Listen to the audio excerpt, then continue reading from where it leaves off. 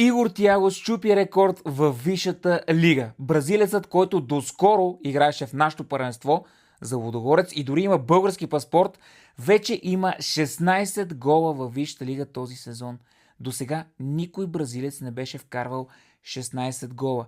По 15 имат Фирмино, Габриел Мартинели и Куня, но никой не беше вкарвал 16 гола.